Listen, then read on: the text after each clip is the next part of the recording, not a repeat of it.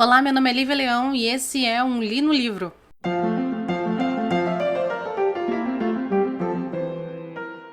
Então, antes da gente começar a falar sobre o livro da semana, que é o Brumas de Avalon, na verdade é o primeiro volume, chamado A Senhora da Magia, eu preciso fazer um comentário, que é um comentário um pouco complicado pra mim, porque eu sou muito fã da Marion Zimmer Bradley, que é a pessoa que escreveu, né? A mulher que escreveu, não só esse, como outros livros do ciclo de Avalon, que a gente fala, né? Eu já li não só Brumas. Brumas foi uma série de livros que marcou muito a minha vida. A gente vai conversar sobre isso. Eu li pela primeira vez aos 19 anos. Eu descobri o feminismo através desse livro, dessa série, e li várias vezes durante a minha vida e tô relendo agora com vocês. Mas fazendo uma pesquisa sobre a autora, que é o que eu sempre faço antes de começar a gravar um Li no Livro, eu descobri que a Marion Zimmer Bradley, ela se envolveu em 2014 com acusações de pedofilia.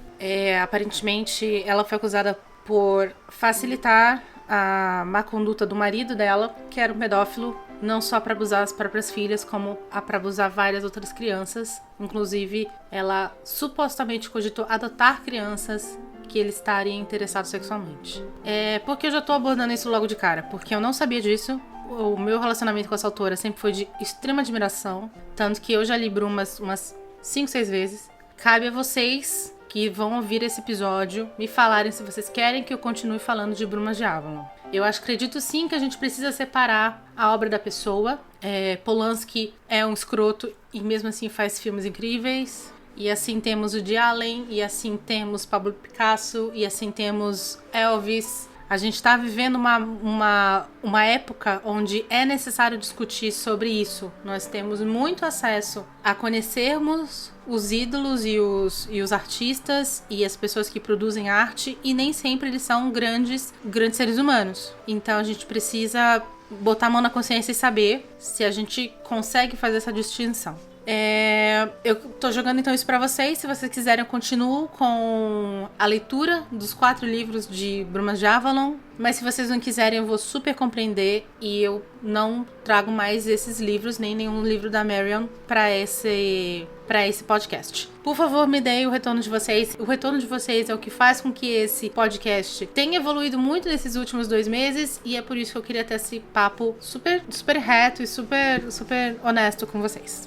Vamos ao livro. Brumas de Avalon é um livro que a gente fala que é o livro, como eu disse, do ciclo de Avalon, que é toda uma série que a autora fez voltada pro mito do Rei Arthur, e não só pro mito do Rei Arthur, mas pro mito de toda a religião pagã dentro da Bretanha. Toda a história começa lá na época da antiga Atlântida, que supostamente é de onde vêm os poderes da galera de Avalon, e aí chega em Avalon e eles têm uma ramificação com o mundo das fadas, e aí vai ter todo o planejamento da história do Arthur, enfim. E o bacana desses livros é que ele conta exatamente, é o final, né? Eles fecham esse ciclo de Avalon, que começa lá com a queda da Atlântida, e aí fecha a história de Avalon com Avalon voltando de vez para as névoas, com Brumas de Avalon e os seus 4 livros, que seriam, respectivamente, esses 4 livros: A Senhora da Magia, A Grande Rainha, O Gamo Rei e O Prisioneiro da Árvore. Eu li esse livro, eu tinha 19 anos e eu morava em Fortaleza.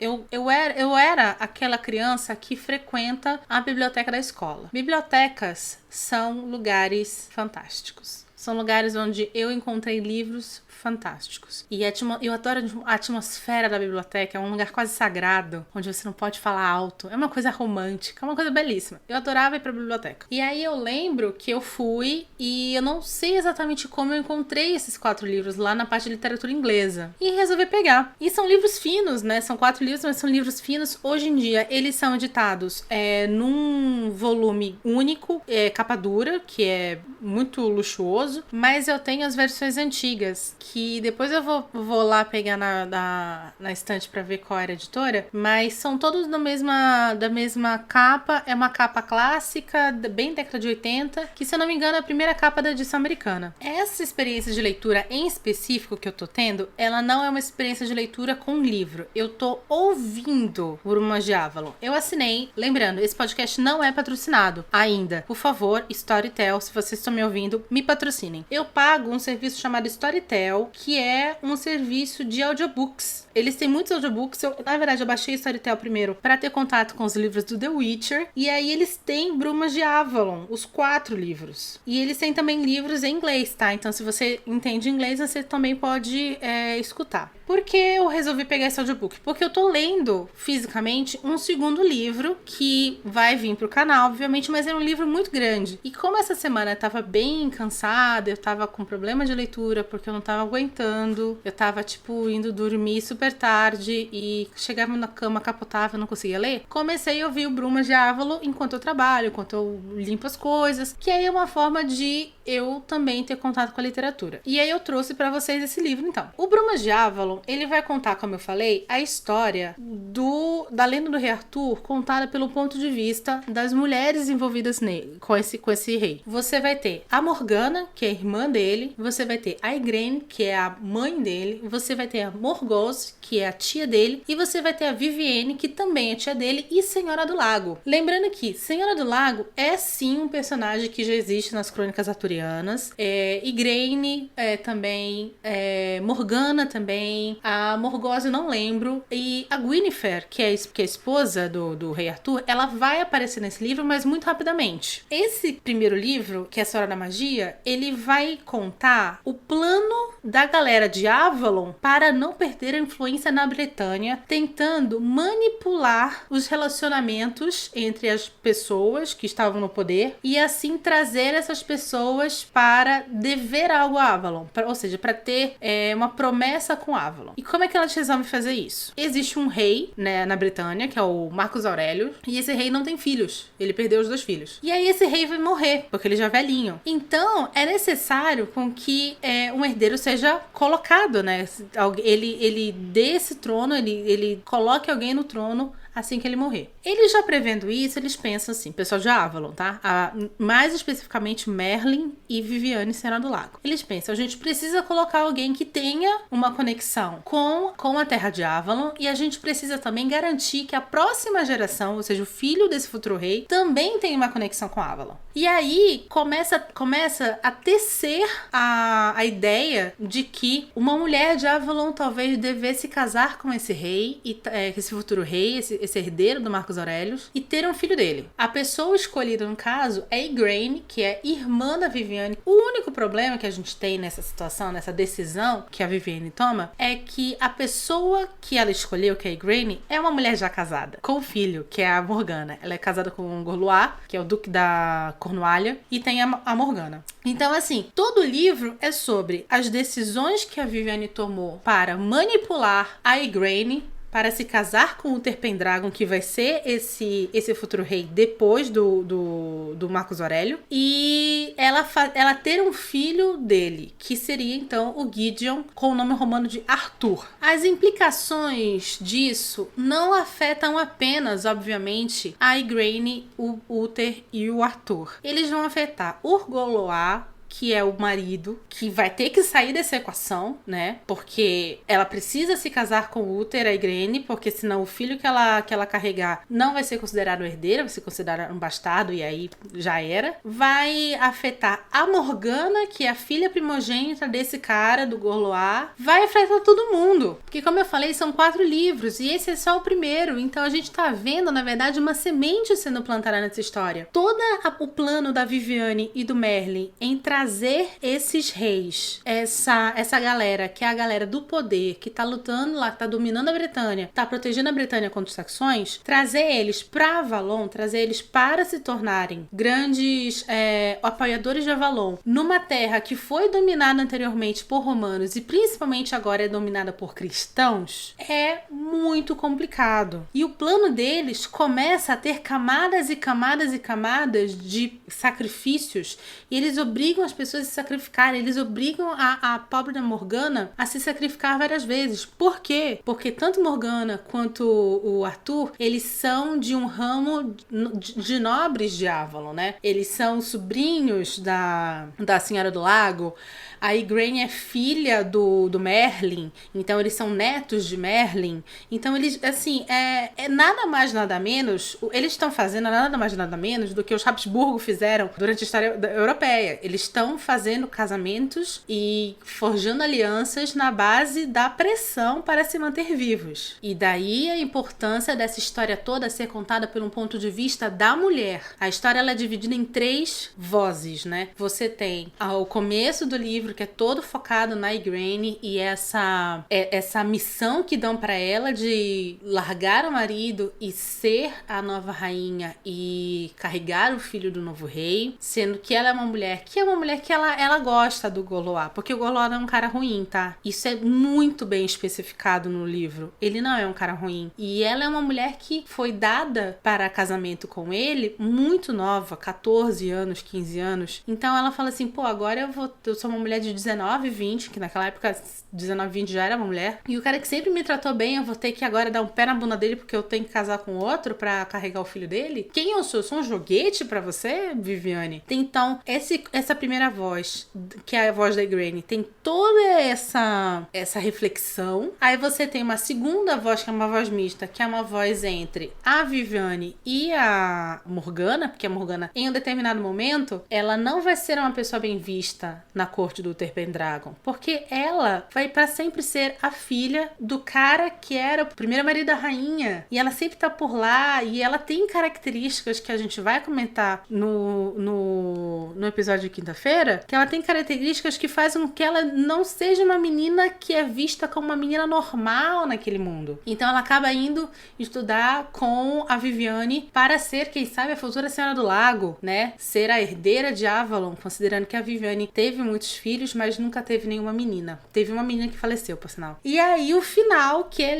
Viviane já não tem mais voz, quem tem totalmente voz é a Morgana, onde acontece uma situação no final do livro, no meio pro final do livro, que é uma situação de sacrifício, que a Morgana é manipulada para sacrificar algo para que o Arthur seja aceito pelos povos britânicos, pelos povos pagãos. Essa situação vai ser uma situação altamente trágica e que vai acompanhar esta mulher para sempre. Tanto que ela termina o livro separando-se de Viviane e renegando Avalon, porque ela fala assim, cara, o que eu precisei fazer para que o plano de vocês dê certo foi algo muito pesado para mim, então eu tô indo embora. Então, assim, a beleza desse livro, ele tá muito além da história ser contada pelo ponto de vista feminino. Ele mora, na verdade, na profunda consciência que todas essas personagens têm de que suas ações são as ações que realmente vão moldar algo, tá? Ah, mas o Arthur é o grande rei. Cara, aqui, eu vou ser muito sincera, os homens desse livro, eles são homens que eles são reativos. Eles são personagens que estão lá para guerrear.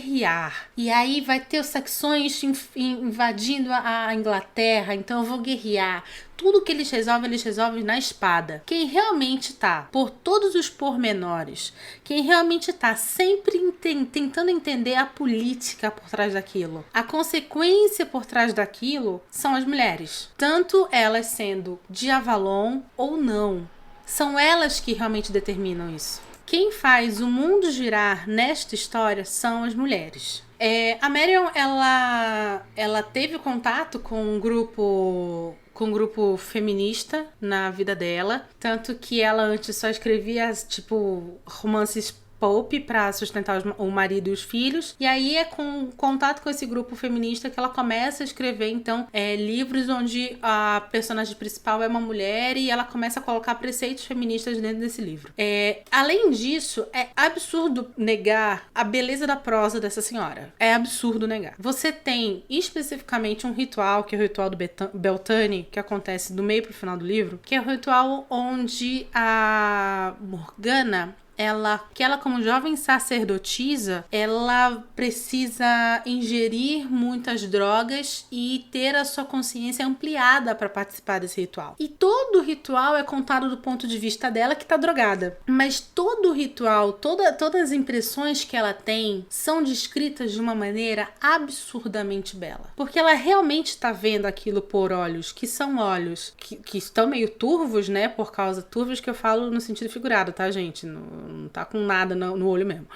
Mas ela tá com um olhar que não é um olhar claro sobre a situação, mas ela consegue conectar com todos os níveis de magia e simbolismo pagão, feminista que aquele ritual tem.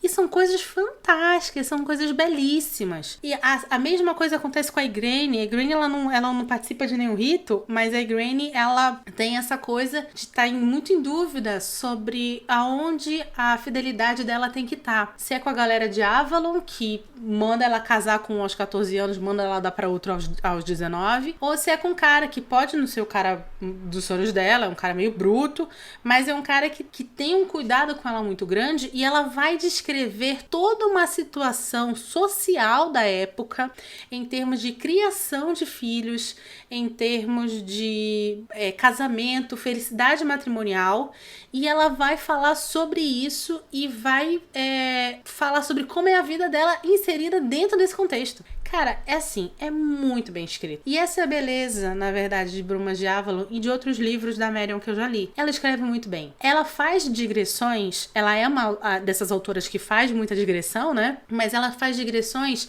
que só enriquecem a história, né? Ela consegue... as digressões delas existem para enriquecer aquele cenário e realmente fazer você entrar na história. É delicioso você ouvir ou você ler esse livro. Eu não vou conseguir aqui agora o nome da mulher que gravou esse livro aqui. Eu queria muito o nome dessa moça, porque ela leu de uma maneira belíssima. Mas aqui eu não sei se eu consigo ver detalhes da história, será? Deixa eu dar uma olhada aqui se eu consigo o nome da mulher que leu este livro. Consegui, o nome dela é Lena Horne. Ela é atriz, produtora e diretora do Rio de Janeiro. E ela, assim, ela lê muito bem, ela interpreta muito bem. E essa é a beleza do audiobook, tá, gente? No audiobook não é como se você estivesse acessando aquela coisa aquele aplicativo do Google que vai lendo automaticamente o texto pra você, com aquela voz do então, alguém disse, eu gostaria de um café. Não, é realmente a pessoa, ela interpreta isso. Eu já tinha gostado muito da interpretação do cara que leu os livros do The Witcher, e essa moça arrasa na interpretação e na leitura do Brumas de Avalon. É ela nos 4 livros, tá? Então, assim, se você não conhece o serviço e você é uma pessoa que você quer ler e não tem tempo, eu talvez recomendaria esse serviço, tá? Não tô falando só do Storytel, existem outros. Se você entende inglês, tem mais ainda, né? A quantidade de aplicativos de audiobook com livros em inglês é gigantesco. E aí você tem que, sei lá, Kate Winslet lendo, entendeu? Tem uma galera muito oscarizada lendo, então é bem bacana também. E, assim, o preço é R$24,90, que é o que eu pago hoje em dia. Eu comecei pagando bem menos, porque eu comecei numa promoção. Então, pega uma promoção, ouve um livro, às vezes acho que eles têm promoção de 30 dias gratuito, não sei. Mais uma vez, não tô sendo patrocinada, então não vou te dar, não tenho essas informações à mão. Mas faz isso, pega, baixa, escuta um livro, assim, gratuito, no período de gratuidade, e decide aí, para pessoas que realmente não têm tempo. Se você tem tempo, se você é um leitor ávido, se você é como eu comecei a ler muito quando eu tinha que ir pro trabalho, né? Então era tipo 1h30 pra ir, 1h30 pra voltar, era o tempo que eu lia. Então eu lia 150 páginas nesse meio tempo, por dia. Então se você é uma pessoa como eu, que tem essa coisa do tipo, vou pegar trem, vou pegar metrô, dá pra você ler um livro tranquilo. Se não, amor, audiobook. Audiobook na sua vida. É apenas o que eu te falo. E é isso. Esse episódio foi bem curtinho, porque eu confesso que eu quebrei minhas pernas quando eu fui ler sobre a Marion, a vida dela, e descobri isso que eu comentei com vocês. Me deixou um pouco chateada e me deixou um pouco sem toda aquela animação pra falar do livro. Quinta-feira a gente talvez tenha um episódio diferente, onde eu vou entrar exclusivamente na história e vocês vão ver que é uma história bem bacana, tá bom? Meu nome é Lívia Leão e esse foi um Li no Livro.